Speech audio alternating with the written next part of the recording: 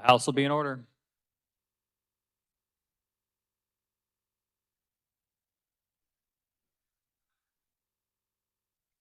Messages from the Senate, the clerk will read.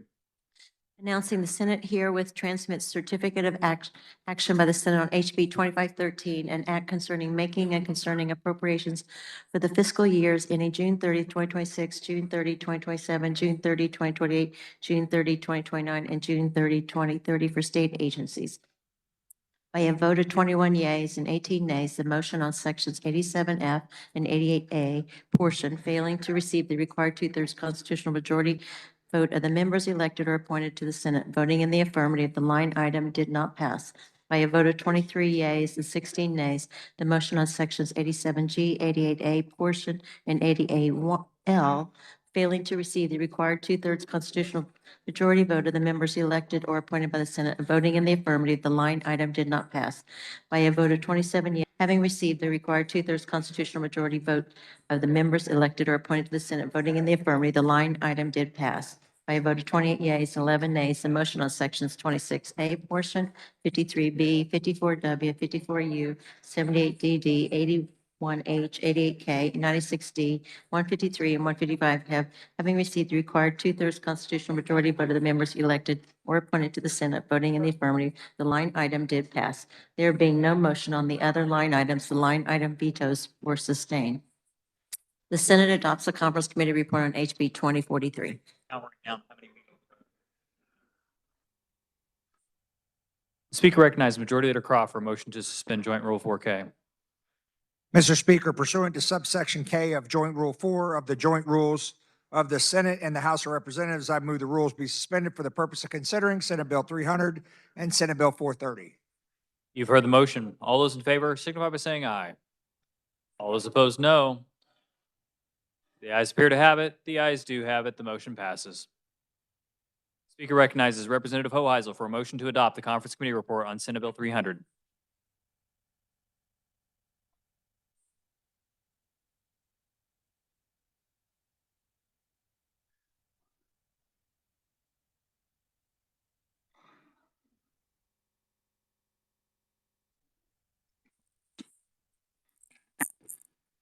That one was for you, Rob. SB 300 is a CCR that contains two different bills that we've already passed over the House floor. The first one is HB 2773, which was single factor apportionment. We did pass this 116-8. The second component is decoupling from foreign or taxable foreign income. That was previously HB 2642. We passed this 124-0. That one we actually stuck on a consent calendar, I believe, back in February. So that's all that's in this bundle here. It's really just two statutory cleanups from previous tax bills we've passed. The reason it came out of the banking committee is we were conferencing on a different bill today, the gold and silver bill that we passed earlier. And when we were doing that, we had an extra shell laying around. We want to get these tax bills across the line and get them ran in the Senate. So that's why we bundled them together in the banking committee. And with that, Mr. Speaker, I will stand for questions. Representative Shu. Thank you, Mr. Speaker. These are fine. Representative, you may close. Thank you, Mr. Speaker. I move my motion to adopt the CCR on SB 300. This constitutes final action on Senate Bill 300. The clerk will open the roll and may record your vote. Has every member had the opportunity to record their vote?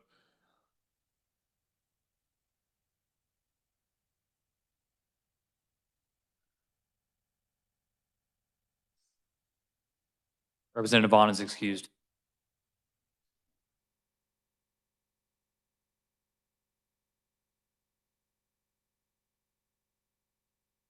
The clerk will close the roll. Does any member desire to explain his or her vote? Does any member desire to change his or her vote? Representative Proctor votes aye. Representative King votes aye. Representative Hoffman votes aye, and I guess is excused? Yes.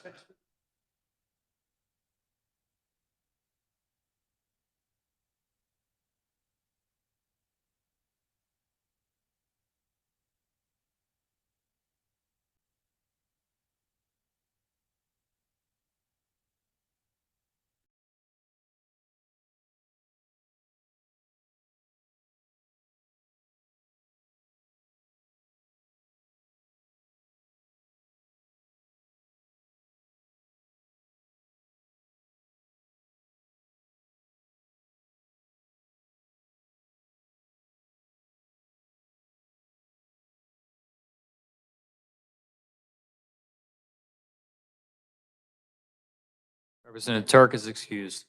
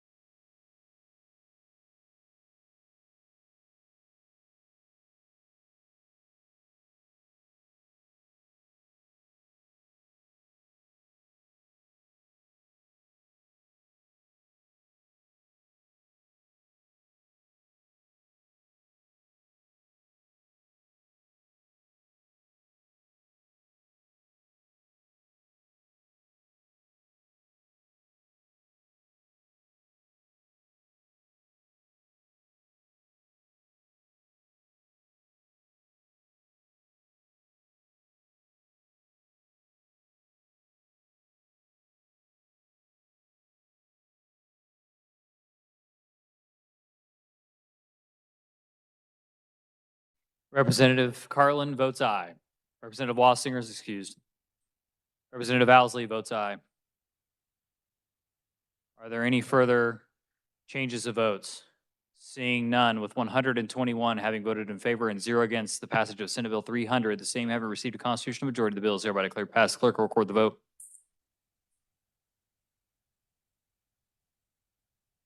Speaker recognizes Representative Will Carpenter for a motion to adopt the conference committee report on Senate Bill 430. Thank you, Mr. Leader. Senate Bill 430 is a bill that we took the contents of 430 out today, this afternoon, and put the contents of 2365 in that. And the reason we had to do that was it was found yesterday that there was the word metriacine was missing from that bill. And so the corrected copy is in 430 with that word in there. And then there was two other bills, House Bill 2413, a small correction in that to amend that into the correct bill. And then there was also 2323 was amended into that bill also. And they were just minor corrections. So with that, I'll stand for questions. Representative Susan Ruiz.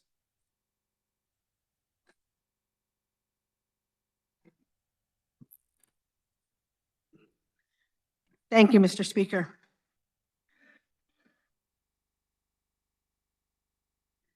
It's true that there was a mistake that was done, and this was technically fixing the language. It was like a technical amendment, but it doesn't fix the bill. The bill's still bad, no matter what. It is still not a good bill. It is still a bill that should have had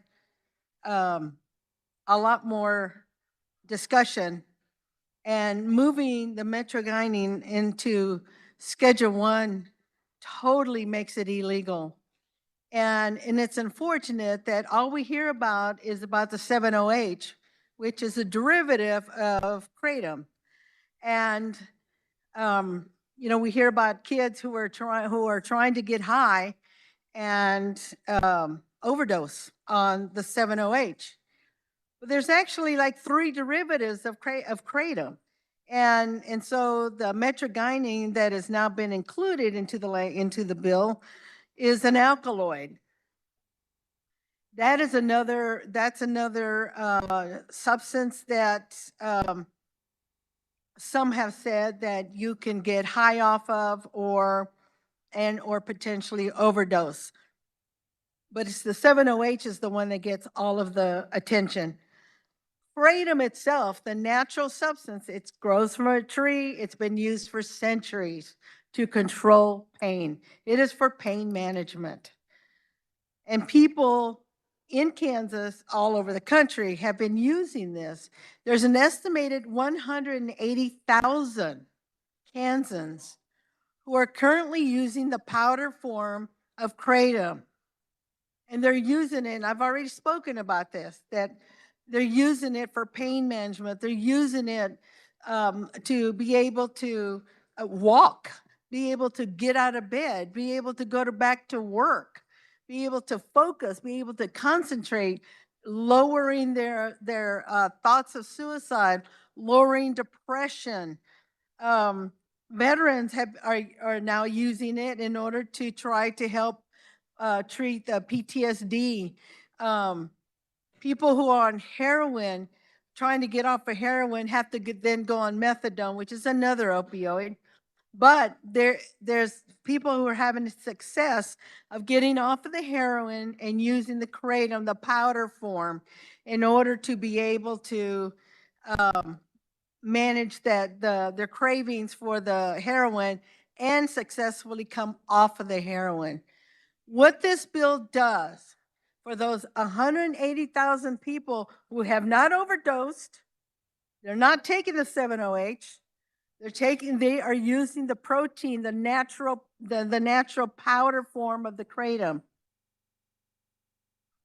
Putting all of this all lumped in together, puts it under the Schedule 1, makes it illegal, period, right away. The 180,000 folks have been using this medicine, has been the substance, the powder form. Some people have been using it for 30 years, I heard today. I've gotten the emails. You have also gotten those emails, the stories of people who have said, yes, we need to regulate this, but the way to do it is not to put it into the Schedule 1 and make it illegal immediately. It needs research. KU's has 3 studies going on. If this goes into effect, they will lose that funding. So the people are saying, well, we don't have the data. Well, yeah, we don't have the data because state legislators continue to put kratom under the Schedule 1, which then doesn't allow for research. 22 states have regulated kratom. We had a bill that was sitting in Health and Human Services that we could have heard and we didn't. And that bill would have, it separated kratom from everything else under the bill that was moving all of these drugs that the feds are saying needed to go into Schedule 1. And separated that so that we could have had a robust hearing. We could have done the deep dive. We could have heard from all these people who are using kratom, not overdosing it, but using it to manage their pain. It is still not a good bill. I urge your no vote on Senate Bill 430. Thank you, Mr. Chair. Representative Fairchild.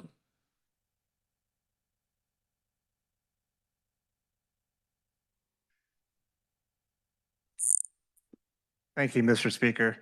I strongly support the cattle theft bill and the grain theft bill in this conference committee report.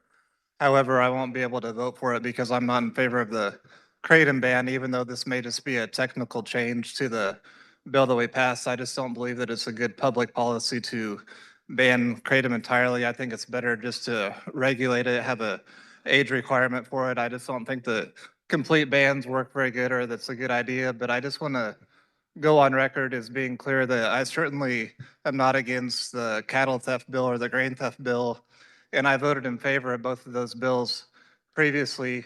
I don't think it's a very good idea to combine all these bills together like this. I'm not a fan of these conference committee reports to begin with. I would prefer to just vote on things individually, one item at a time, and I think that would be an example of better government and a better way to do things. I don't really know for sure what cattle theft and grain theft have to do with Kratom and why we have to combine all these bills together into one conference committee report. But I just don't think this is a very good example of good government or a very good way to do things, and I'll be opposing this conference committee report. All right, body, I know it's getting late, but if we could, try to make sure we keep our voices down so members can hear. Thank you. Representative Carmichael.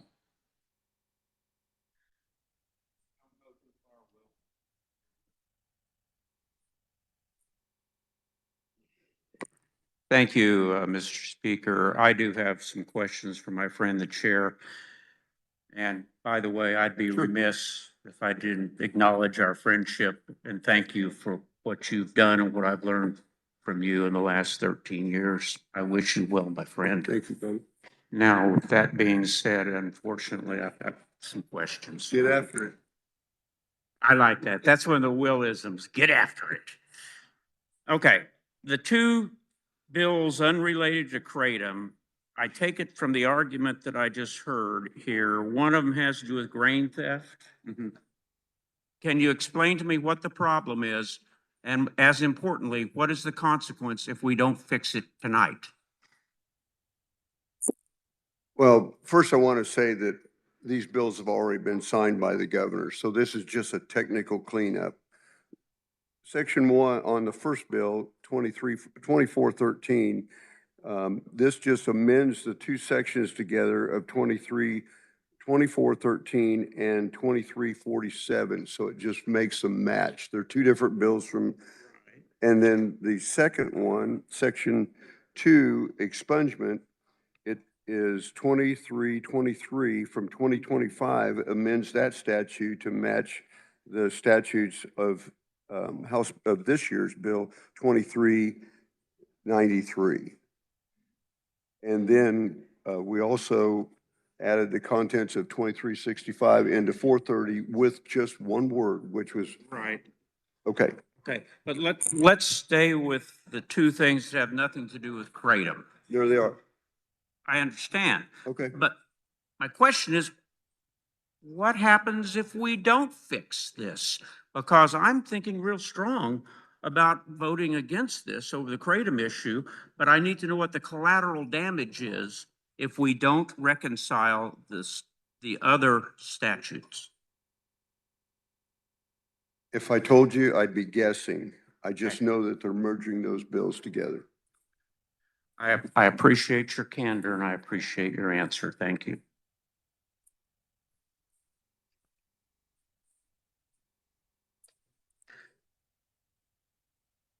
I'm going to have to oppose this conference committee report.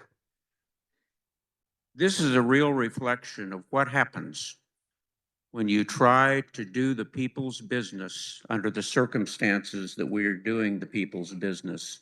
We're making something described as a technical fix for some previous enactments that we screwed up. We didn't make a match. And I understand the chairman says, oh, but the governor signed it. That's of little consequence to me, whether the governor signed our mistake or not. I wish she would have caught our mistake, but she didn't. But if we don't know what the consequence is of a failure to pass the legislation, we shouldn't be voting on the legislation. That is a bad idea. And there's a cure for this kind of late night work. There's a privileged motion that is available to us that would give folks time to figure out what this is about. I'll hold that motion in my hip pocket because it may be necessary a little bit later. If the chair would now bear with me and let's talk about 430. There's a mistake. I understand that. What's the consequence if we don't pass this fix? I can't tell you. All these bills have been signed by the governor already. You know, and to your point, there's not a person in this room that hasn't made a mistake. End of story. All of us.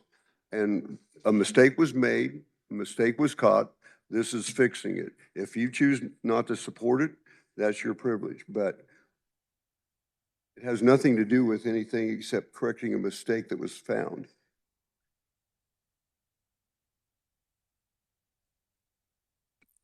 In the absence of any explanation as what the consequence of a no vote would be, I can't see any reason to fix a mistake on the Kratom bill when I'm pretty confident the majority of my constituents don't want to see, quote, good old-fashioned Kratom made automatically illegal in Kansas.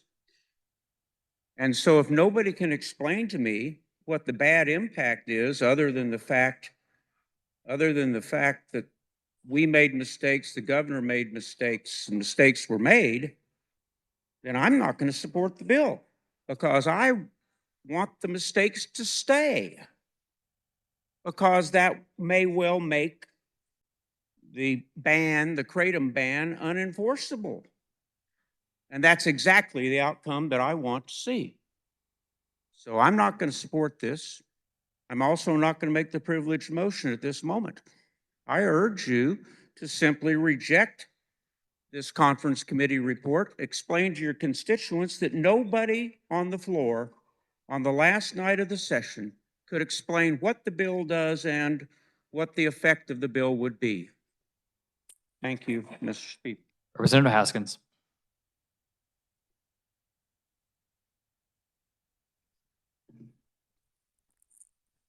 Thank you, Mr. Speaker, and I too want to thank the carrier for his service as well as all the guidance he's given me. And I just want to publicly say that. So thank you for that. And in reference to this bill, I've already spoke up against it before. I did that largely because of a constituent who asked me to come up and fight for this. So I'm not going to replay his story, but I do want to point out that we still don't know enough about this to ban it. Even the DEA hasn't really determined whether or not this is an illegal drug that needs to be regulated. It's a drug of concern. But I want to point out that we have regulations for alcohol. And alcohol's annual death, approximately 178,000 per year, according to census data, as well as the CDC. Kratom, annual death, 233. So we're putting all this effort in banning something, but yet we are willing to regulate a drug that kills 178,000 people per year. Let's pause. Let's look at what this drug really does, and let's regulate and let's save some lives. Please vote no. Representative, you may close. Thank you, Mr. Leader. I just remind all of us, we voted on this. We've already hashed all this out. The governor's already signed these bills. These are technical corrections. And with that, Mr. Speaker, I make a motion that when the committee rises and reports, they report SCR. I move adoption of the CCR 430. This constitutes final action on Senate Bill 430. The clerk will open the roll. You may record your vote.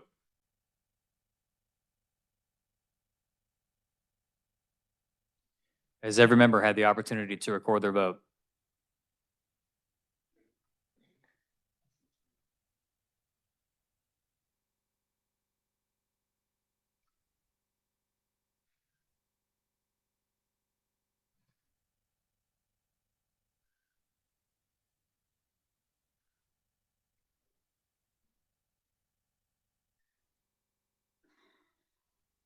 The clerk will close the roll. Does any member desire to explain his or her vote? Does any member desire to change his or her vote? Seeing none, with 78 having voted in favor and 44 against the passage of Senate Bill 430, the same having received a constitutional majority, the bill is hereby declared passed. The clerk will record the vote.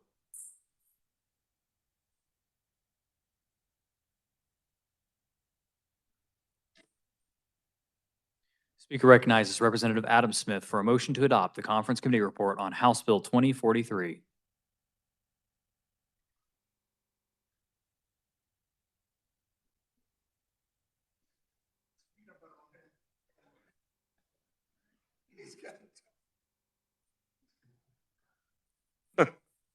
Thank you, Mr. Speaker. That'll teach me to put a dry peanut butter cracker in my mouth right before I come up here. Whew. All right, body House Bill 2043 is kind of a revised version of the property tax relief bill we passed in 2745. You might recall we passed a version out of this chamber, went to the Senate. They made some changes to it. Came back to us pretty late, right before first adjournment. We made a motion to concur because there wasn't a chance to go back to conference at that point, and it got vetoed. The bill that you have before you right now is what I feel a pretty good compromise between the House position and the Senate positions. I'll go over the changes between the two. I won't belabor the point unless you want to ask questions. I'm happy to dig into the details. The consumer price index and the 3% cap in the Senate's version stays, but a successful petition, as it came over to us from the Senate, a successful petition took it back to revenue neutral. Under the new bill, a successful petition takes it back to whatever that threshold is. It's still CPI up to 3%. It can't ever be over 3%. Some exclusions, as it went across the House floor, we had several exclusions to that cap to allow a little bit of leeway. First and foremost was construction of new structures or improvements. For growing communities, it's important that they have some flexibility there. Addition of jurisdictional territory, and I'm kind of going right from the CCRB on this. All of those exclusions that we had in the House provisions are now applying to the current bill, including bonds, temporary notes, no fund warrants, state infrastructure loans and interest payments. I do want to make a comment. There was some concern from some of the local governments that was raised about a comma. If you've got any text messages about this from your local officials, that was actually an error in the first draft, the House bill 2745 as we passed it. It did not allow new bonds to be included in that without that comma. That comma has been added. I just got off the phone with the reviser. He assured me that that was fixed, but I did want to point that out. Trying to follow my notes here. Schools are still subject to revenue neutral, but they are not subject to the protest petition. And that's a key provision. They still have to follow, all local governments still have to follow current law under revenue neutral. That stays in place with the addition of the Senate's clause that you can sign the back of your revenue neutral notice and have that count as your petition. That piece stays in. But schools are not subject to the petition process, but they are still subject to revenue neutral. Also wanted to point out that the protest petition threshold to be successful has changed. As it left the House floor, it was 5% of the voters that voted in the last Secretary of State's race. Came over to us from the Senate as 10% of the registered voters. So we had a very low threshold. The Senate had a higher threshold. We tried to meet in the middle, and we went back to 10% of the people that voted in the last for the Secretary of State in the last general election. So that's actually back to the original way it came out of House Tax Committee there. I think that about covers all the changes. And with that, I'll make my motion to adopt the conference committee report on House Bill 2043, and I'd stand for questions. Representative Sawyer.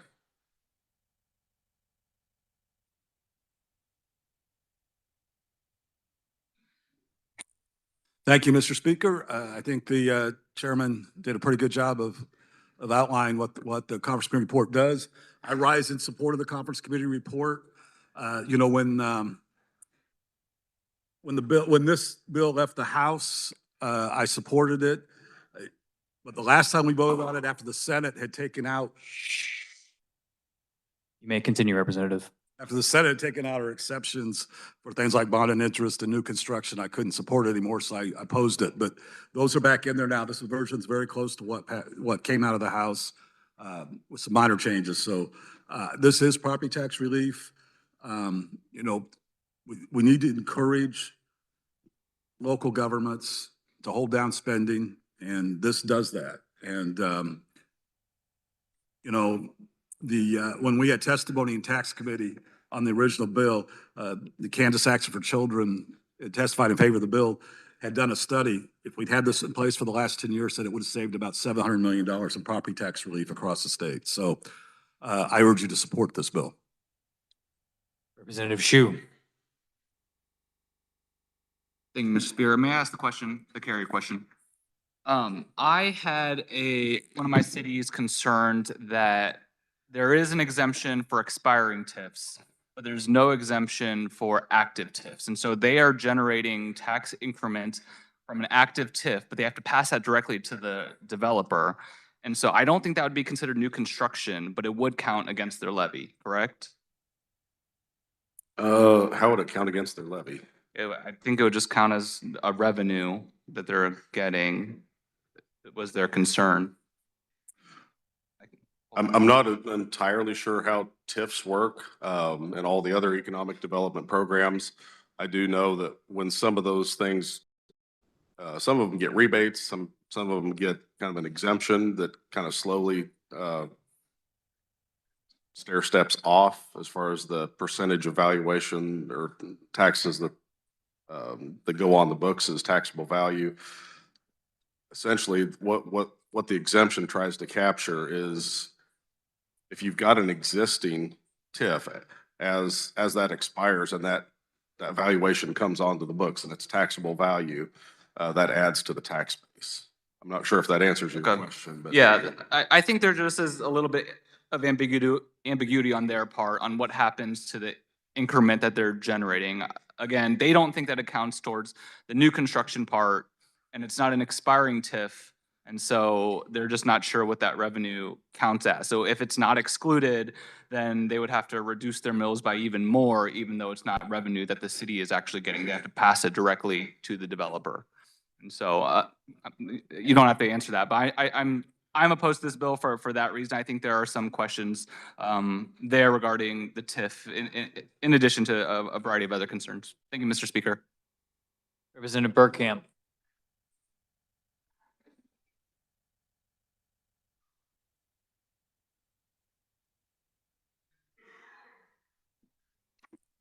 Thank you, Mr. Speaker. I guess as session winds down, there's just a few things I kind of want to get off my chest here as we talk about the last, hopefully, major property tax bill. Number one is this whole year we've talked about cities and counties on property taxes, but half of our taxes go to the school system and we haven't even really touched anything on that front. I'm not going to propose that we drastically reduce that, but I do think it's in our best interest. At some point, we have to look at how do we cut that spending down, because we're never going to become better as a state until we figure out how to get our spending under control. And that's a major part of our property taxes. We don't have room on income tax. We don't have room on sales tax. So we're gonna have to make some tough decisions at some point in time, whether we like it or not. I think this bill does some good things, but to me, it's just kind of kicking the can down the road. My biggest issue with it is we're making the minority rule the majority. I think the 10% protest, I just have a hard time with that. That's a pretty low threshold. So in the county that my parents live in, I think 4,000 people voted for the Secretary of State this last election. So that means you only need 400 people to fill out the petition. All it takes is a stamp to send in your form, and now you've protested your taxes. So if you spend a dollar, you could save yourself $20, $30 every time just by sending in your protest petition. Now, from a government perspective, I think that's going to create a lot of uncertainty.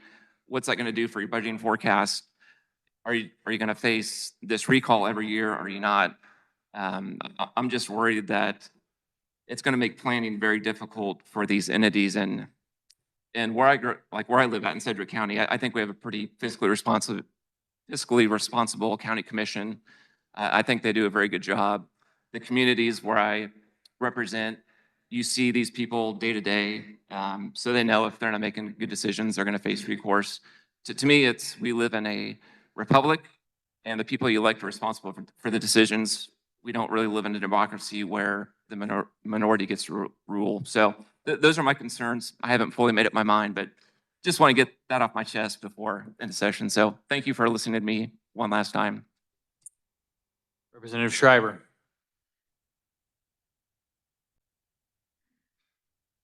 Thank you, Mr. Speaker. Would the carrier stand for the question? So just to clarify the comma.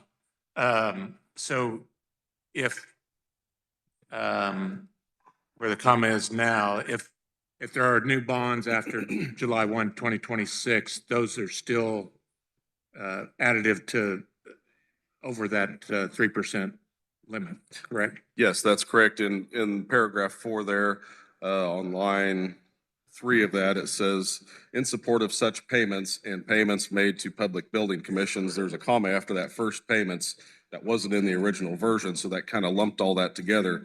This separates it, and I'm not an attorney, and I don't even pretend to be one, but the revisor assured me that that does allow all future bonds to be included in this exemption. Okay, and then the payments after that comma, then payments made to Public Building Commission and lease payments that existed prior to July 2026. That Yes. date, July 1, 2026, only applies to the payments made to Public Building Commission. That's lease correct. payments. That Okay. is correct. All right, thank you. Yes, Thank thank you, Mr. Speaker. Representative Howe.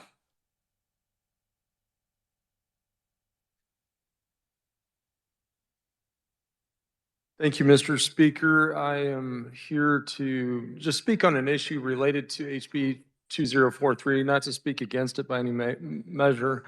Earlier during this term, in serving as a state representative, I learned about an issue that affects the Salina Public Library, but also affects Ellis County in their effort to create a new library district. So in 2025, the citizens in Ellis County exercised their democratic, I guess, right to place in a ballot question asking if county residents should form their own library district. And this is necessary as a first step to withdraw from the regional library system. And their voters overwhelmingly approved it, I think by 70%. They voted for local control, fiscal responsibility, and a library system that reflects the needs of their community. However, under the current Kansas statute, the path forward is obstructed by outdated bureaucracy. And so despite the clear directive from their voters, they face a mandatory waiting period, which obligates their residents to tolerate dual taxation. So under Kansas statute, in order to withdraw from a regional library system, you basically have to pay a penalty.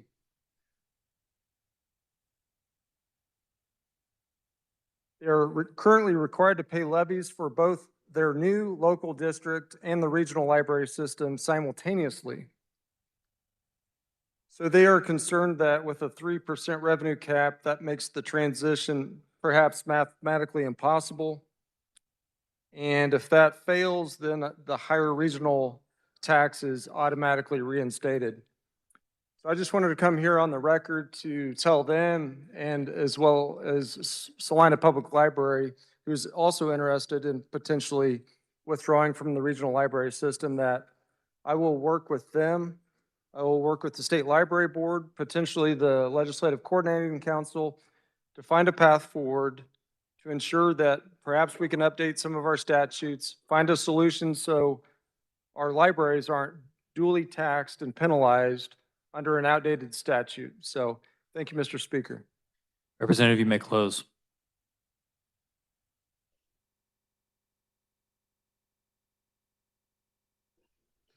Thank you, Mr. Speaker. The hour is late. I close.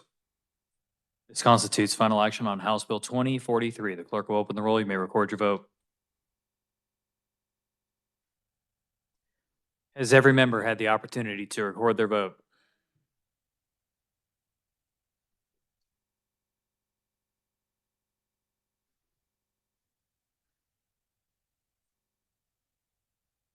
The clerk will close the roll. Does any member desire to explain his or her vote? Does any member desire to change his or her vote? Representative Wahhabism votes no. Any further changes? Representative Roser votes no. Representative Tarwater votes aye.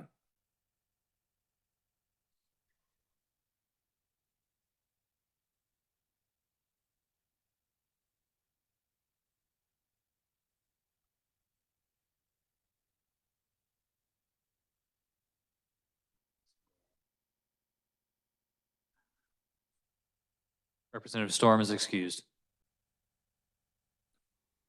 Oh, Representative Storm votes aye.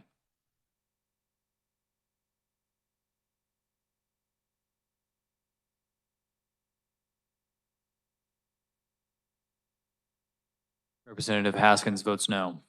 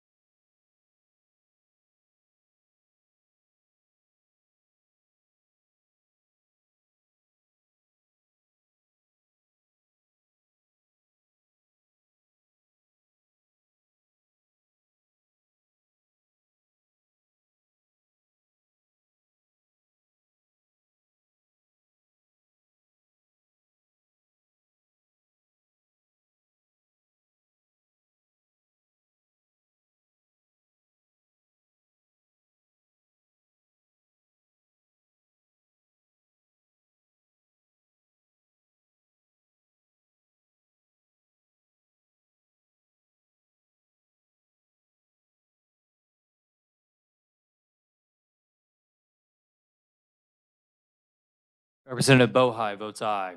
Any further changes? Seeing none. Representative Chauncey votes no. Any further changes? Seeing none. 88 having voted in favor and 34 against the passage of House Bill 2043. The same have received a constitutional majority. The bill is hereby declared passed. Clerk will record the vote.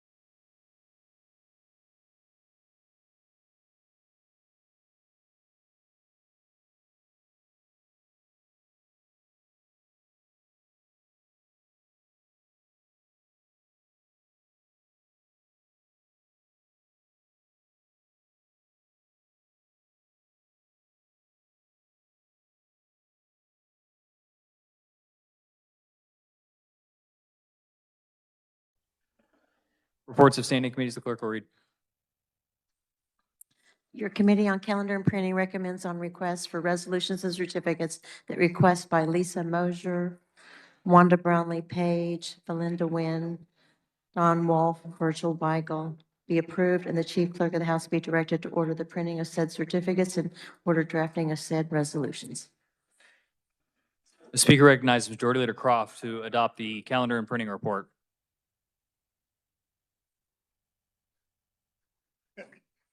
Mr. Speaker, I move adoption of the calendar and printing report. You've heard the motion. All those in favor signify by saying aye. All those opposed, no. I don't know. Yeah, the ayes have it. Motion carries. Messages from the Senate, the clerk will read. Announcing the Senate herewith transmits certificate of action of the Senate on HB 2731, an act concerning public assistance. The veto message from the governor having been received, a motion was made that notwithstanding the governor's objection to House Bill 2731, the bill be passed by a vote of 29 yeas and 10 nays.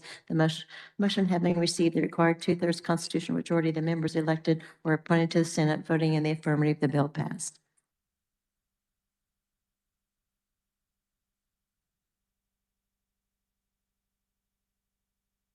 The governor's objection to House Bill 2468 having been read, the time has now arrived for the House reconsideration of said bill. Is there a motion to reconsider?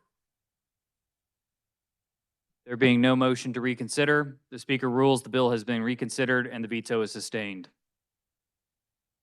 The governor's objection to House Bill 2569 having been read, the time has now arrived for the House reconsideration of said bill. Is there a motion to reconsider?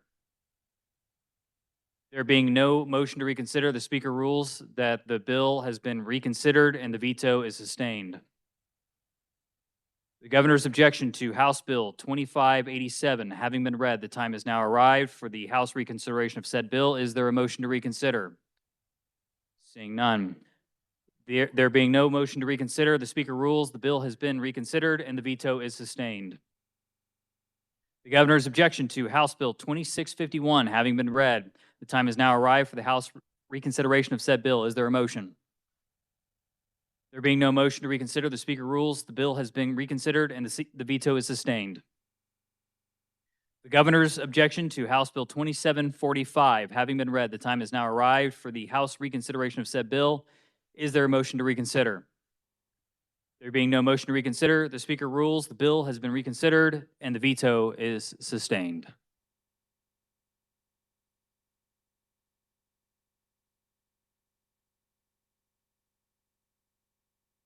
The body will stand at ease.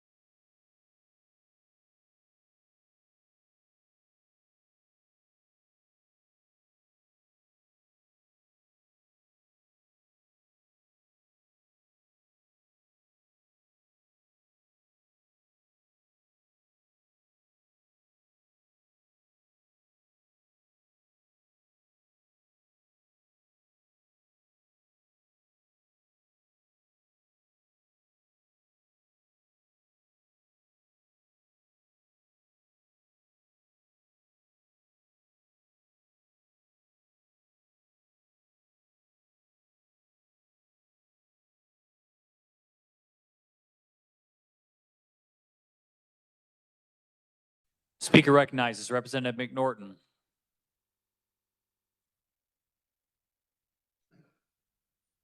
Thank you, Mr. Pro Tem. I'd ask the body's forgiveness on House Bill 2043. I voted J, and I'd like to change my vote to no. This requires unanimous consent. Does anybody object? Seeing none, so ordered. Thank you, body. Thank you, Mr. Pro Tem. We're back to standing at ease.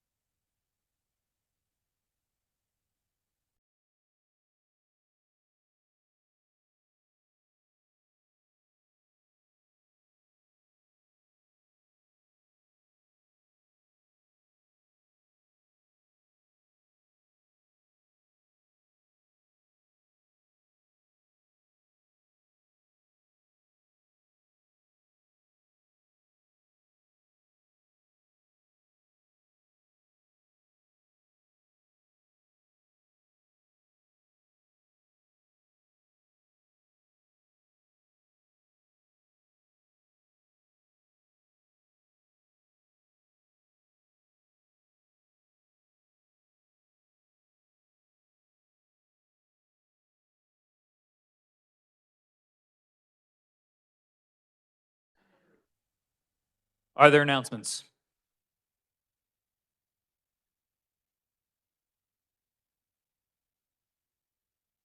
Seeing no announcements, the Speaker recognizes Majority Leader Croft for a motion to recess.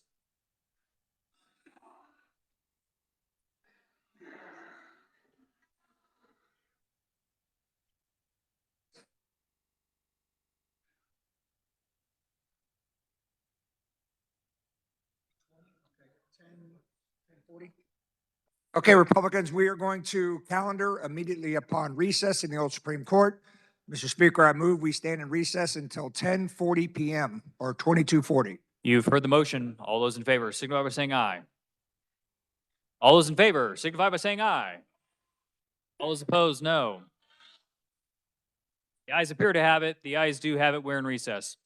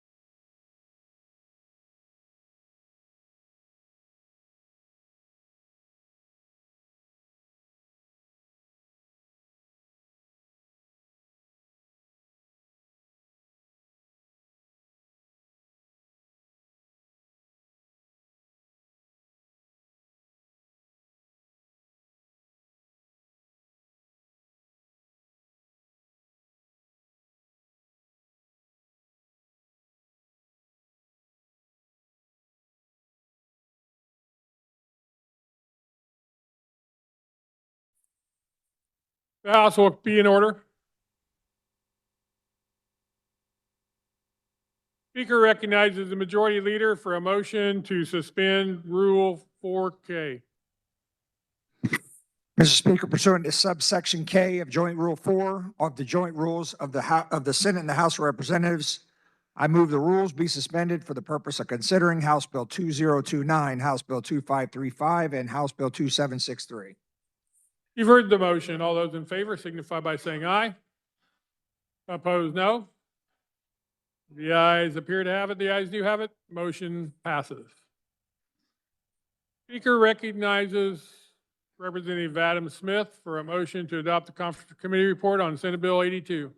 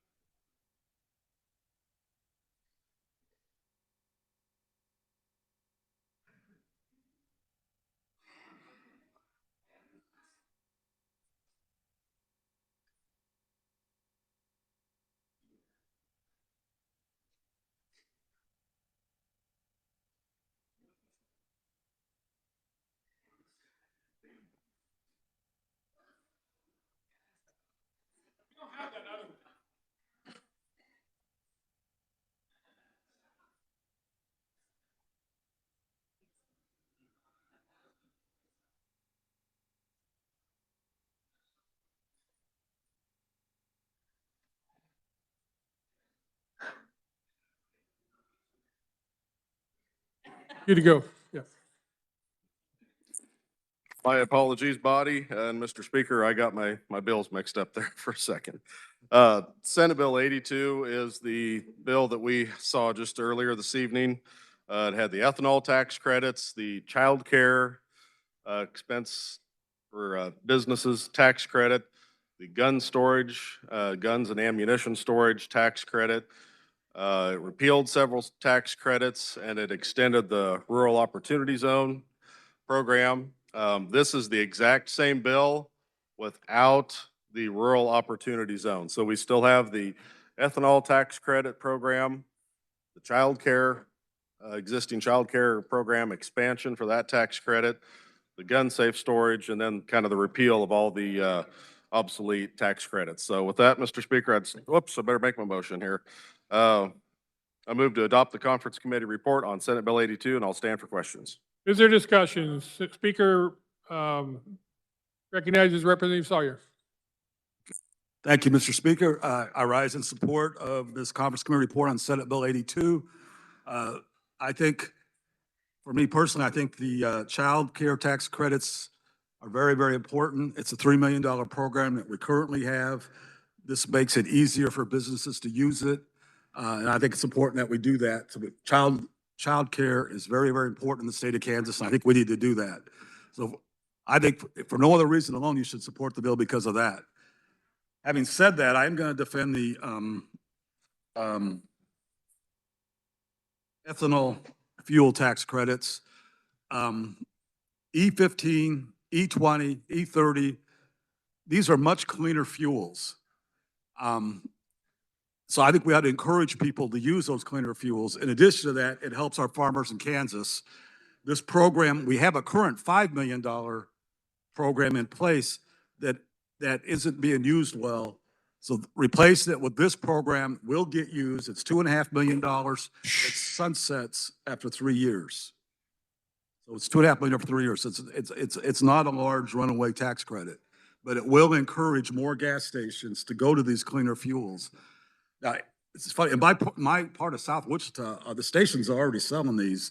I've got a Seneca Market that's got E15, E20, E30. I've got 2 Jumpstart stations that have those plus E85. We've got a Casey's, I know, that has E15 and E20, and they're very popular. People really like them. So I think we do need to encourage more of these cleaner fuels, more gas stations to make the changes and sell these, and it will also help our Kansas farmers. So I think the child tax car credit's important, and I think the fuel tax credits are as well. So I urge you to support this Conference Committee report. We took the raws out. Speaker recognizes Representative Proctor. Thank you, Mr. Speaker. The hour's late, so I will be brief. I understand that there's some consternation with tax credits, especially tax credits here at this late hour and the last day of the session. But I just wanted to take a moment to speak specifically about this ethanol tax credit. We did this last year to the tune of $5 million, but the way that bill was crafted did not have the desired effect. The $5 million tax credit was only for higher blend, and it required gas stations to buy a bunch of stuff that they just didn't want to invest in. The tax credit was not going to help them recoup their costs. The intent of that tax credit that we passed last year was to increase the market for ethanol and for biofuels. So what we're doing here is we're repealing that $5 million tax credit that did not work and doing a smaller tax credit, a $2.5 million tax credit, to encourage gas stations to carry more ethanol-enriched fuels in order to help our farmers. I don't have any farms. I do have a handful of farms in my district, but not many. I am just up here because I've been to a lot of rural places over the last year talking to farmers. And I will tell you, our farmers are getting and a half have been very, very rough for farmers. First, there were the tariffs that really hit them hard, hit their markets hard. And then we had the war in Iran, which has made the cost of fertilizer skyrocket. This is a way to help the biggest industry in our state stay afloat through a very rough time. And so if you're not in one of those districts that has a lot of agricultural production, I would just ask you to think outside the box a little bit. Think about those folks that are dependent on this industry for their survival. Not just the farmers, it's all those businesses in those small towns that rely on that industry staying strong for them to stay afloat. This will have an impact. This will encourage gas stations to carry E15, carry these lower ethanol fuels that were not part of that $5 million tax credit that we passed before. And so I would ask you to take a look at the impact this is going to have for our state's largest industry and support this bill. Thank you, Mr. Speaker. Speaker recognizes Representative Steele.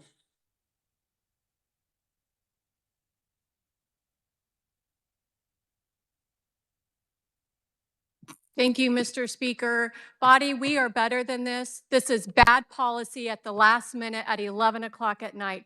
I would like to make a motion that we send this back to committee and that a new conference committee be appointed. We did this 2 hours ago with a request that it was just to be the child daycare credit, and that's not what we got.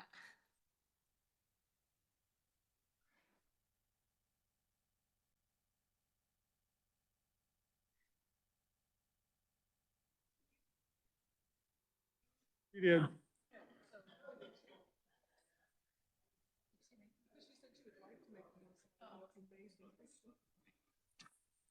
I make the motion to send this back to committee and that a new conference committee be appointed. Thank you. Is there discussion? Seeing none, you may close on your motion. Oh, hold on. Representative Sawyer.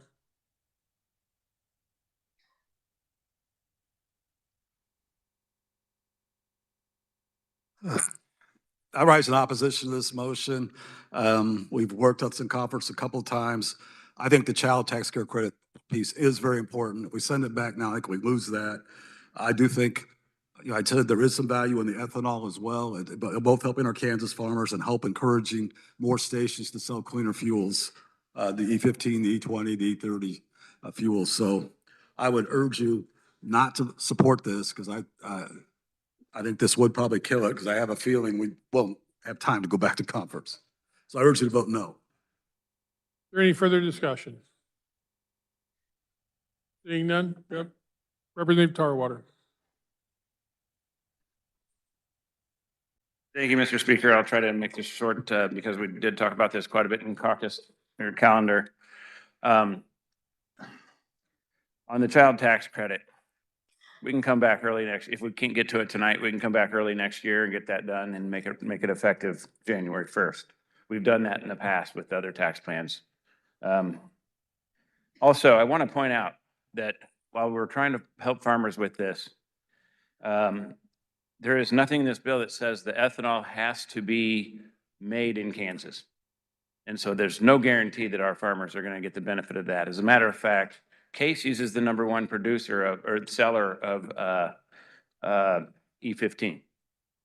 Their home office is in Enki, Iowa. Where do you think they're buying their corn to produce their fuel? And we're going to give them 5 cents a gallon. This is a bad bill. It needs more work. We need to make sure that that our farmers do benefit from this. Send this back to committee and let's get it fixed. Thanks. Speaker recognizes Representative Smith.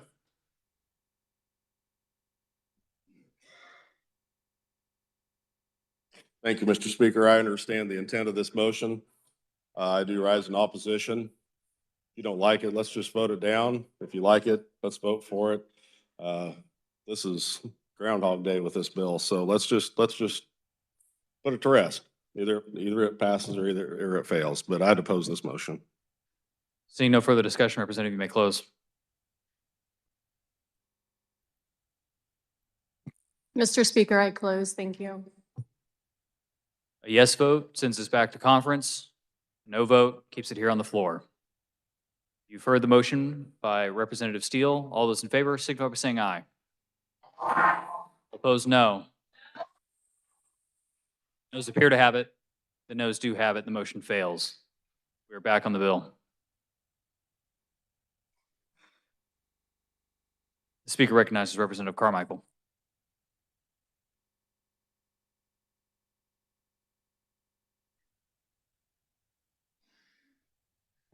Thank you, Mr. Speaker.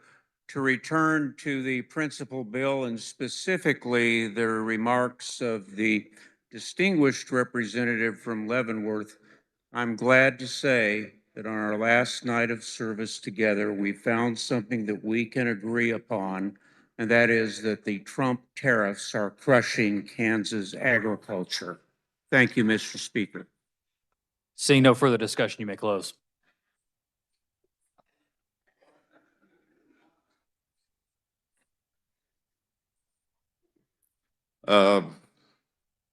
Mr. Speaker, I can't remember if I made my motion, so I'll just reiterate my motion. I move to adopt the conference committee report on Senate Bill 82.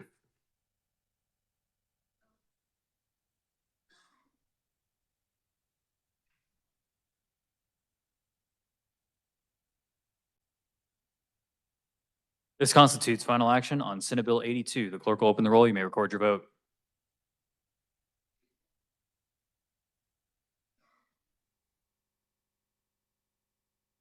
Has every member had the opportunity to record their vote?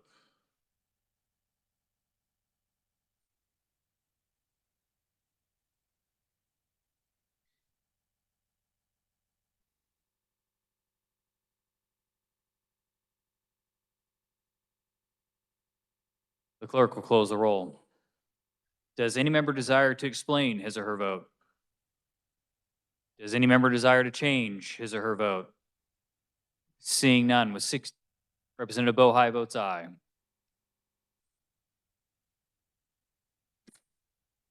Representative Estes votes aye. Representative Schlingensiepen votes aye.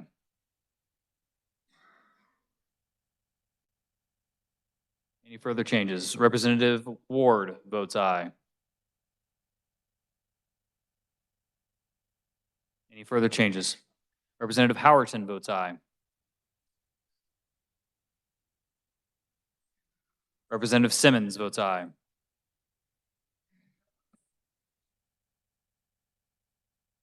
Representative O'Habison votes aye.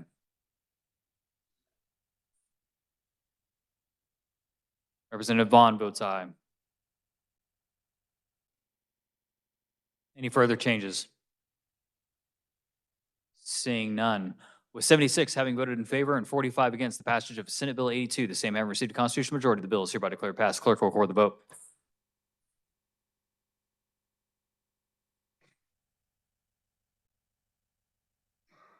Messages from the Senate, the clerk will read. The Senate adopts a conference committee report on SB 300, SB 430, HB 2029, and HB 2763.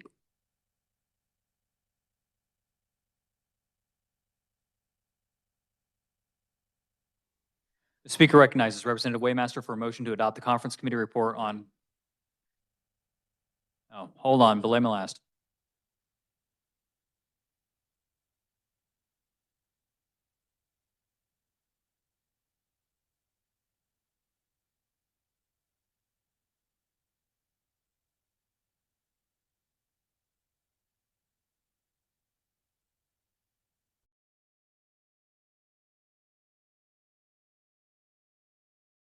Speaker recognizes Majority Leader Croft for a motion.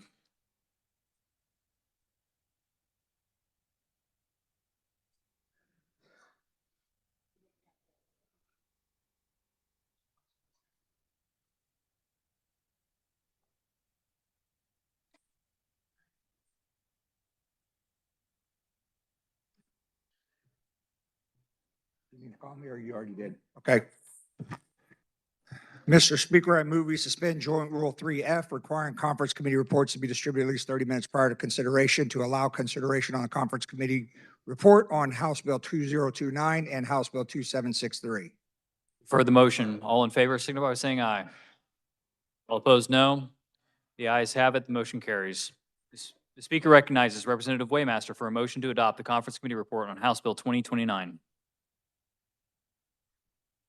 All right, thank you, Mr. Speaker. So, colleagues, this is House Bill 2029 is simply our annual reconciliation bill. The reconciliation bill is to address any conflicts there might be between two or more statutes that have been amended in different bills that we have passed. And so the statutes that have those conflicts would be added and amended in such a way to reconcile those conflicting statutes by our staff. And all of these changes in this reconciliation bill to address those changes needed to be made within statutes have been bills that have been passed by the legislature and enacted into law and subject to publication. So like I said, this is just our annual reconciliation bill, and I would stand for questions. Representative Ballard.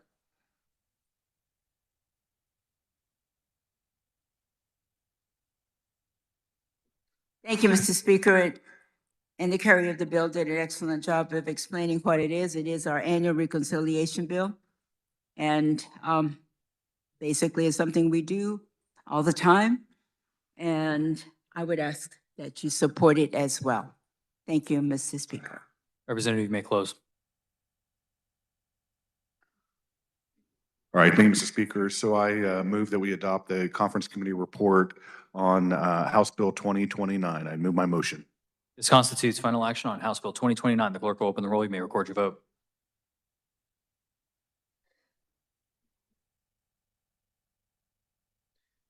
Has every member had the opportunity to record their vote?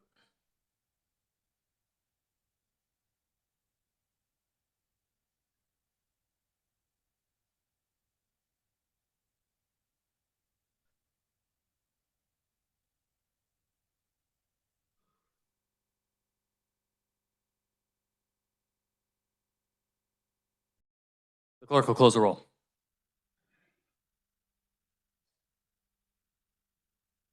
Representative Potter Parshall votes aye. Does any member desire to explain his or her vote? Does any member desire to change his or her vote? Seeing none, with 120 having voted, Representative Sutton votes aye.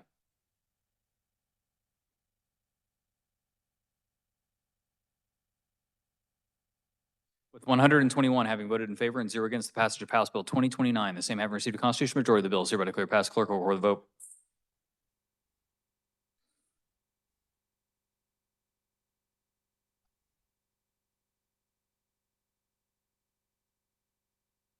The Speaker recognizes Representative Estes for a motion to adopt the Conference Committee report on House Bill 2763.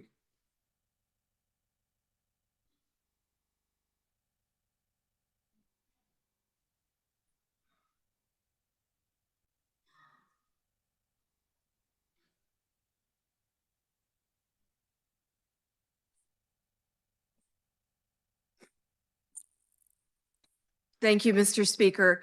HB 2763 is something you most recently saw as HB 2164. That bill had 3 elements to it. One was recess, the second was a presidential fitness test, and the third was the food additives. Based on what happened on the floor, we went back to conference and took the food additives out of the bill. So what's left in the bill is recess, can't be withheld as discipline, mandatory 30 minutes, which is what an overwhelming majority of districts currently do in terms of the time. The presidential fitness test has been a subject of an executive order. The regulations are being developed and the test is being designed. What's most important in my mind for us to remember about this bill is that it is the presidential fitness test, and Kansas adopting that test is one of the things that our application for the Rural Health Transformation Grant, which is worth $1 billion to Kansas over 5 years, is included. That health grant is critical to helping our rural hospitals, helping Kansans who live in rural areas where they have to go a great distance to get things like kidney dialysis and to get chemotherapy. It's a very important grant. Kansas received one of the highest grants in the United States. And when it's looked at for renewal, whether or not we took this action will be considered. And I think there's some other folks who will come up after me and elaborate on that importance some more. So, Mr. Speaker, I move to adopt the Conference Committee report for HB 2763, and I'll be happy to stand for questions. Representative Stogsdill.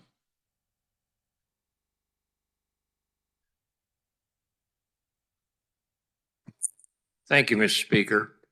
This is the bill that we crushed recently, and the only thing that's been taken out of it is the organic chemistry. And I think this might be karma that it's coming up at this particular point in time. This may be our last chance to go home and tell our local school board members, by golly, we appreciate what you do. And we think that you, after 160 years of practice, you can handle recess. So I would highly encourage you to, again, vote no on this bill, and let's let our local school boards handle these kinds of issues. Thank you very much, Mr. Speaker. Representative Beeler.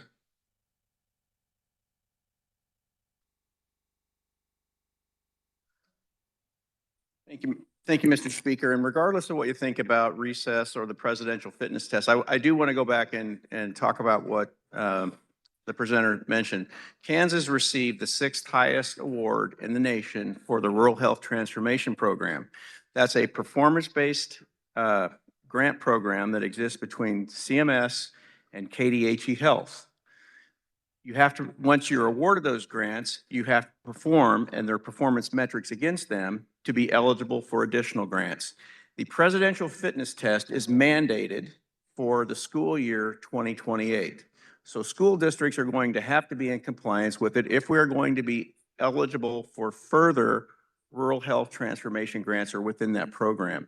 So we might think it's funny or it's something that we need to stay out of, but it is a part of the Rural Health Transformation Program, which we are actively participating in as a state, and it's in our best interest to do so. So I'd urge you to consider that and know that this is coming, and it would be in our best interest to do that. Thank you, Mr. Speaker. Representative Johnson.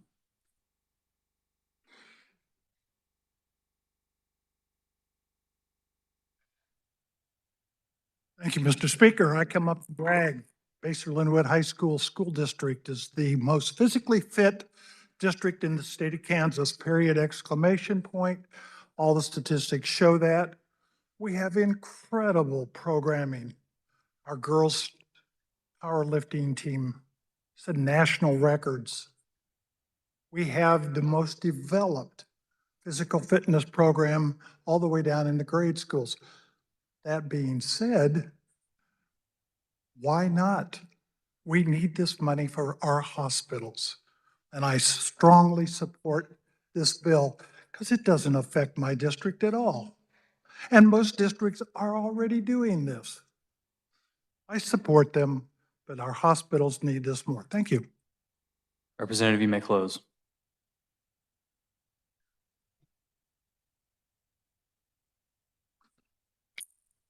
Thank you, Mr. Speaker. I personally find that this is the last bill I'll carry this year. Ironic that it's on the presidential fitness test, since I never did manage to pass it as a kid, but that's okay. I do think it's important. It was still good for me to get out there and try to pass it. I wish I had kept up some of those habits that we were instilled with. I'd be in better shape today. So with that, Mr. Speaker, I move that we adopt the conference committee report for House Bill 2763. This constitutes final action on House Bill 2763. The clerk will open the roll. You may record your vote.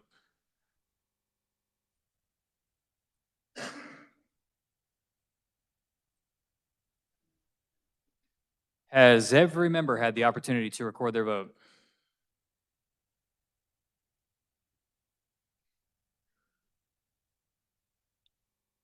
Clerk will close the roll. Does any member desire to explain his or her vote? Does any member desire to change his or her vote? Representative Potter Parshall votes no. Representative Pickert votes aye.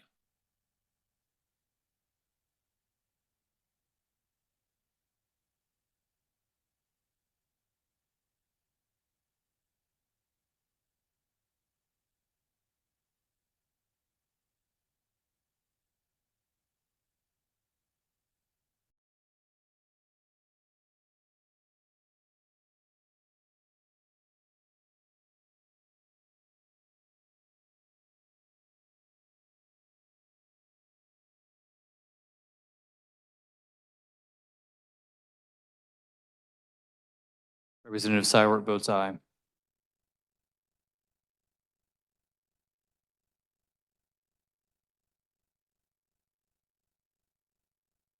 Representative Howerton votes aye. Are there any further changes? Seeing none, with 74 having voted in favor and 47 against the passage of House Bill 2763, the same having received a constitutional majority, the bill is hereby declared passed. Clerk will record the vote.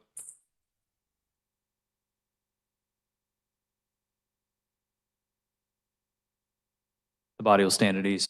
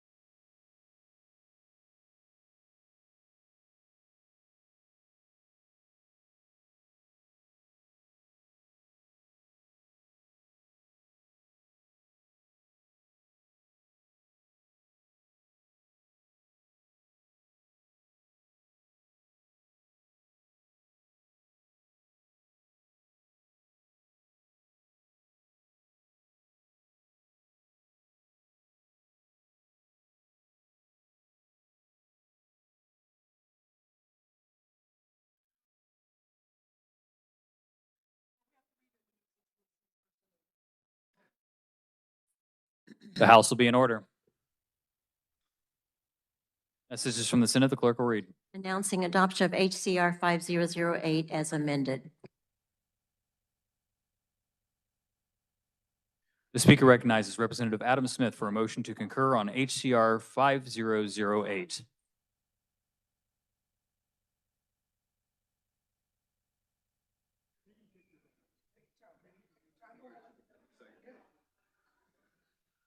Belay my last. Body will stand at ease.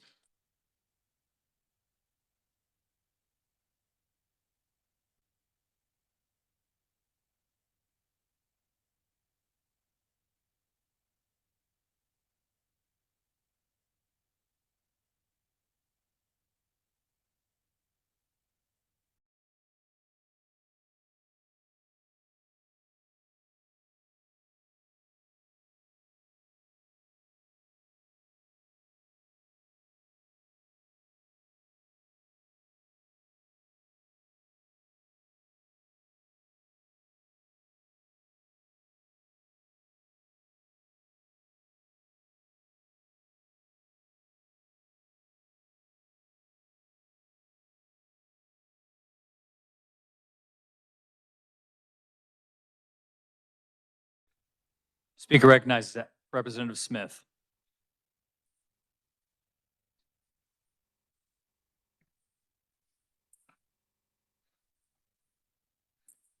Thank you, Mr. Speaker.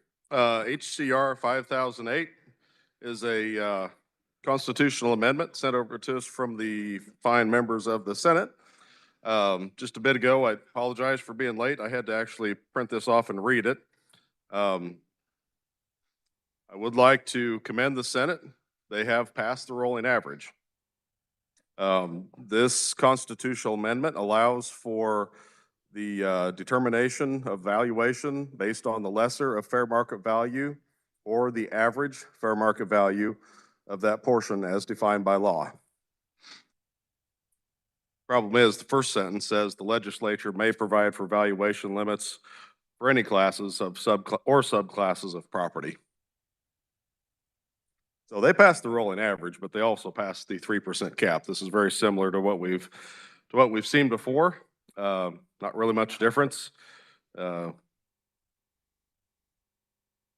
We've passed the rolling average, but we also give the legislature now with 63, 21, and 1 the authority to essentially do whatever they feel is necessary for any valuation on any class of property. Personal property, real property, commercial, ag, residential, public utility, all the subclasses. So with that, Mr. Speaker, I make a motion that the House concur with the Senate amendments to HCR 5008, and I'd be happy to stand for questions. Representative Sawyer.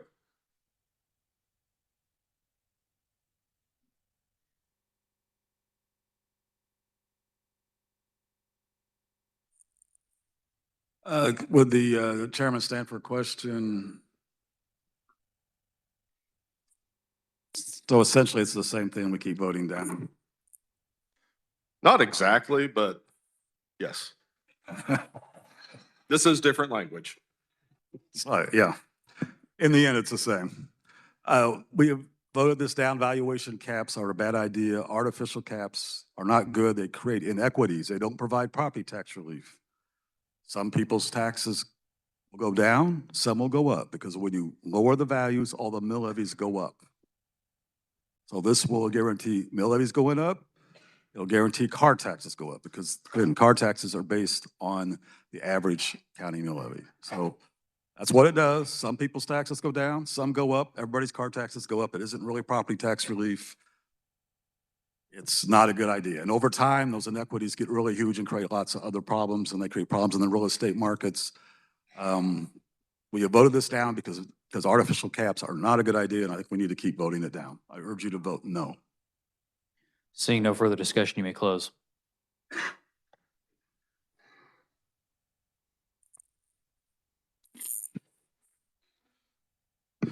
Thank you, Mr. Speaker. Body, I really apologize. Seems like I'm always the last thing standing up here between us and adjourning. And unfortunately, It's usually this hour of the night. Property tax relief is serious, okay? I understand that as much as anybody. There is a reason that I oppose any option that allows a hard fixed percentage cap. The reason is that is property tax relief for some at the expense of others. Doesn't cost the state a penny. If we didn't have our statewide mill levy, the 20 mills that has to be backfilled by SGF, this constitutional amendment wouldn't, actually this one doesn't because it doesn't roll back to 2022 like the ones we've seen before. But it wouldn't cost the state a dime. Doesn't cost the local governments a dime because they can still adopt whatever budgets they feel necessary under this constitutional amendment if there's a hard cap.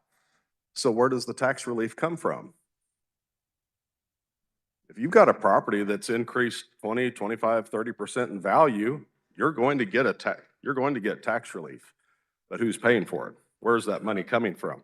Not from the state, not from the local government. It comes from other taxpayers that have 0, 2, 5% increases because they don't get the advantage of the big decrease in their valuation like the larger ones do. But yet they're all stuck with paying that higher mill levy because with a restricted tax base, what do we say? Broaden the base, lower the rate. Well, when you shrink the base, the rate has to go up. So the mill levy goes up. These hard caps are tax relief for some at the upper level on the backs of the ones that don't have the large tax increases or valuation increases. That's why I have always favored more of a rolling average system because it allows each parcel, it still gives you that protection. If you have a big spike in your property and you have a 6-year average, it takes 6 years for the complete amount of that spike in your valuation to affect your taxes. It allows each property to balance within itself without causing the tax shift. If you look at Florida, they've had this 3% cap on since 1995. We've had multiple examples of what happens after 30 years. You have some people paying $4,000 in property tax and others paying $14,000 or $15,000 for the exact same property. None of us probably will be here in 30 years, so we won't have to address that problem, but that's the issue that has the potential. You think people are going to be mad when they have the exact same properties, one's paying 1/3 of the property taxes and the other one's paying 3 times? That's how a rolling average works. That's why these fixed percentage caps do not work unless you make the cap so high that it allows it to balance out.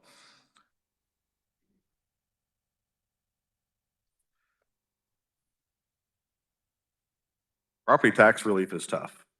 If it was easy, we'd have done this long ago. We still have options. We're going to come back next year and we're going to be fighting for more. But this is what we have tonight. And so, Mr. Speaker, I close and move my motion. This constitutes final action on HCR 5008. The clerk will open the roll. You may record your vote.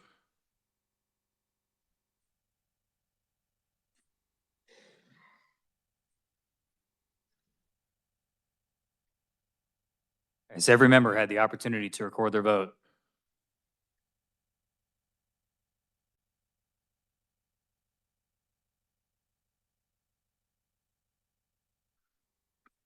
The clerk will close the roll. Does any member desire to explain his or her vote?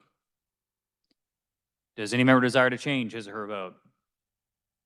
Seeing none. With 59 having voted in favor and 62 against the passage of HCR 5008, the same having not received a constitutional majority, the bill is hereby declared lost. The clerk will record the vote.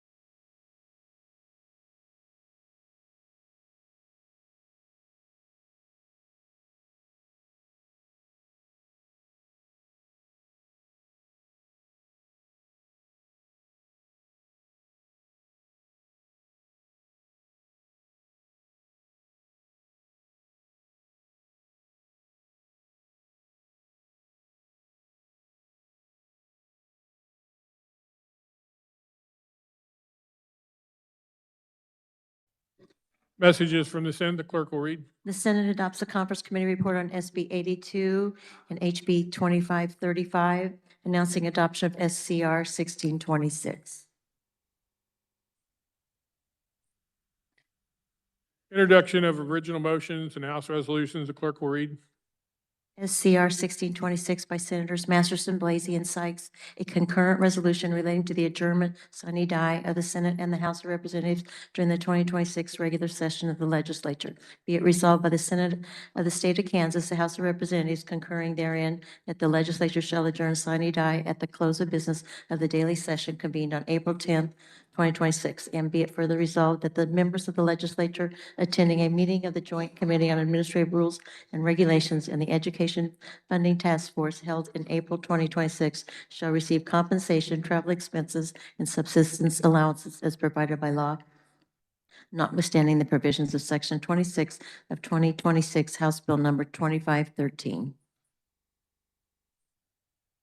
On SCR 1626, the Speaker recognizes Representative Croft for a motion to adopt the resolution.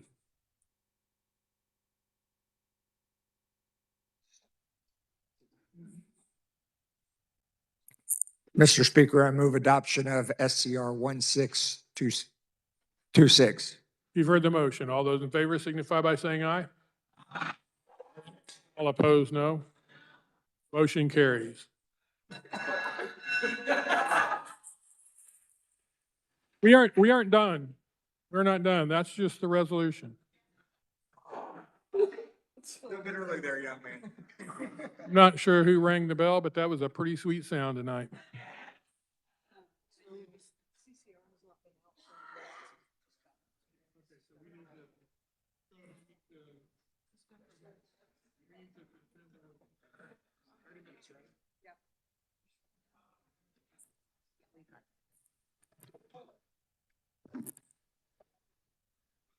Go ahead. Speaker recognizes the majority leader for a motion. Mr. Speaker, I move the House suspend Joint Rule 3F requiring conference committee reports to be distributed at least 30 minutes prior to consideration to allow consideration on the conference committee report on House Bill 2535. You've heard the motion. All those in favor signify by saying aye. Opposed, no. The ayes have it. Motion carries.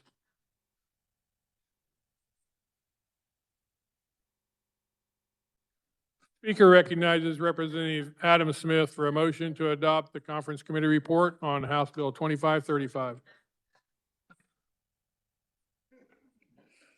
I really thought I was done. It was just a joke. Yeah. Happy Groundhog Day. All right, House Bill 2535 is essentially kind of Senate Bill 33 that we passed quite early. I think that was actually the first bill we took up when we came back after first adjournment. But they changed it. If you recall, the House had passed House Bill 2712, which kind of got rid of all the individual county sales tax authorities having to come to the legislature to ask for permission to put sales tax questions on the ballot. Senate didn't like that. They wanted to keep just having the individual counties give permission. So in Senate Bill 33, that was a part of that. They've stripped that out. And the 6 counties that were needing those this year, they only approved 3. Labette, Leavenworth, and Butler counties are in this bill. Lincoln, Sheridan, and Ellsworth County are not. There was 3 provisions to that Senate Bill 33, if you recall. The local countywide sales tax authorities was 1. The apportionment formula, freeze, extension, whatever you want to call it, was the 2nd piece. That's the city county formula that they have to share that sales tax revenue. That is in this bill. And the provision on the decoupling, the guilty, was already taken care of by my good friend from financial institutions in a different conference committee. So that piece is also out. So what we are voting on right now in 2535, yeah, that's the right number, is the 1-year extension for the apportionment formula And the 3 counties, not all 6 that needed it this year, I'm sure that was just a common oversight. I'm sure that wasn't intentional, but there's only 3 counties. Only 3 counties, Labette, Leavenworth, and Butler, that are being approved in this bill. So I think I forgot to make my motion. I move to adopt the conference committee report on House Bill 2535, and I'd be happy to stand for questions. Is there discussion? Speaker recognizes Representative Sawyer. Yeah, thank you, Mr. Speaker. The chairman did a good job of explaining the conference committee report. You know, one key piece that is not in here that was in Senate Bill 33, it was the House Bill 2712 that we passed. And it's terrible that every year we make the counties come up to the legislature when they want to put a ballot on the, put a question on the ballot to raise a sales tax, to let their voters decide. And every year it ends up at the end of the session. This conference committee report illustrates why it's even more important we get 2712 or a similar bill passed next session, because 3 of the 6 counties somehow fell out at the last minute. So we got to get out of this. This is ridiculous, and make it. Cities don't have to do this. You know, we need to treat counties just like cities. So I'm supporting this conference committee report, but it's sad that 3 counties that should be in here aren't in here. We just need to fix this. Hold on just a second.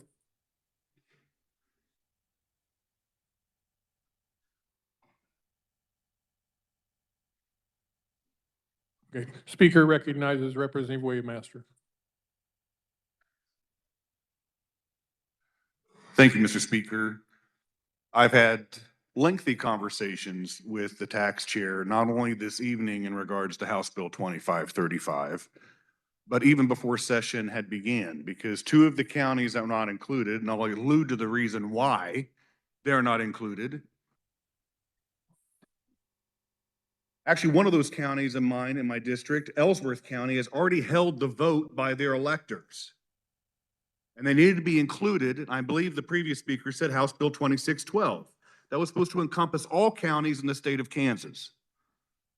Lincoln County was asking to have a measure on the ballot.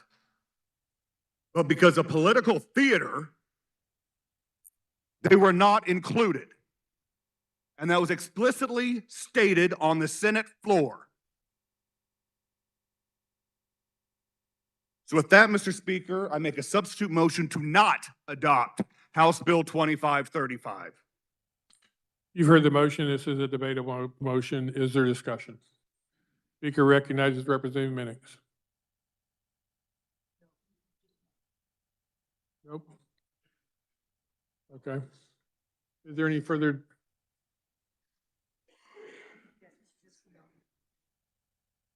Representative Minix.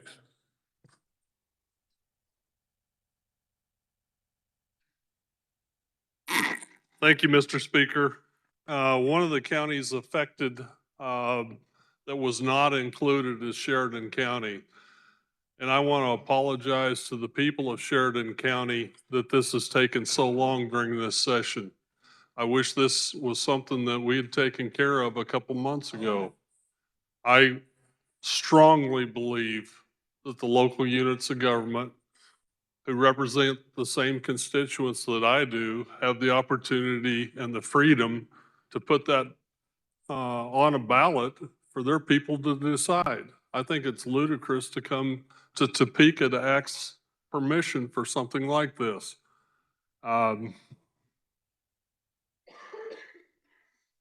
If this does happen to proceed, I'd like to have my vote recorded that I voted yes, just for the benefit of Butler, Leavenworth, and the other counties. But I think it's disgraceful that we're not including the other 3. Any further discussion? Seeing none, Representative, you may close.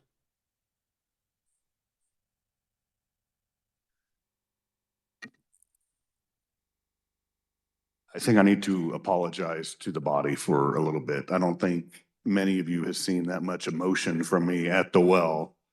But I just want you to understand how this feels vindictive towards me and I think the previous speaker. I voted for some constitutional amendments, and it was said on the Senate floor that apparently there's some representatives that didn't, that their counties were in their district and they weren't included. I just voted for the last one that went down. That was to set the tone, because I could see that it was going to go down. I think it's justly unfair that because of that reason, we have one county and a district where a representative may or may not have voted for a constitutional amendment that has already had this go to their electors and been approved, and not be included with the other counties that are included in the CCR for 2535. It's unjust to not only those citizens in those counties, but to all the citizens of the state of Kansas, because then they could be on the return effort of that happening to them later on sometime in the future. Because we did have a bill that was going to completely absolve the legislature of having to approve all these every single time a county needed to do it. It should be a local county decision. They don't need to come to the state every time that they want to do this. But that's not what we have here. We're still picking and choosing. We're picking counties that benefit some that happen to put this together. So with that, Mr. Speaker, I close my motion. You've heard the substitute motion to not adopt the CCR on 2535. This constitutes final action on House Bill 2535. The clerk will open the roll and you may record your vote.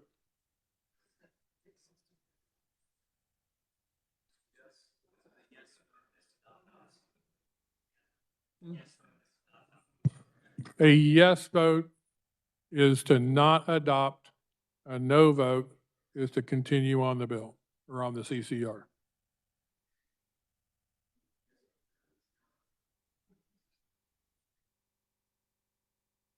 Has every member had an opportunity to record their vote? The clerk will close the roll. Does any member desire to explain his or her vote? Does any member desire to change his or her vote?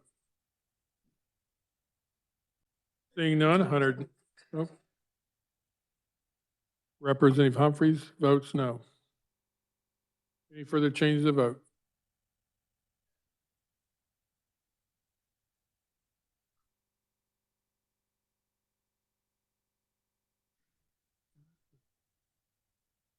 Uh, 107 having voted in favor and 14 against the passage of House Bill 2535. The same having no.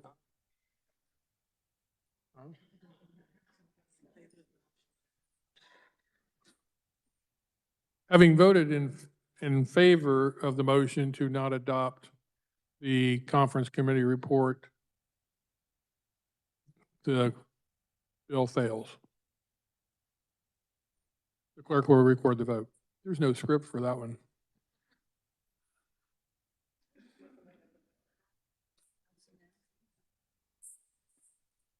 I had to do that. Are there announcements? It's a happy time. Are there announcements? Any announcements? No announcements. Okay, it's adjournment time.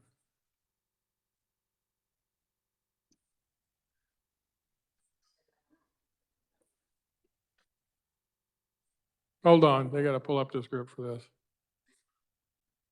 Okay, here we go. By virtue of the authority vested in me for the last time, as Speaker of the House of Representatives, I now declare the House adjourned sine die.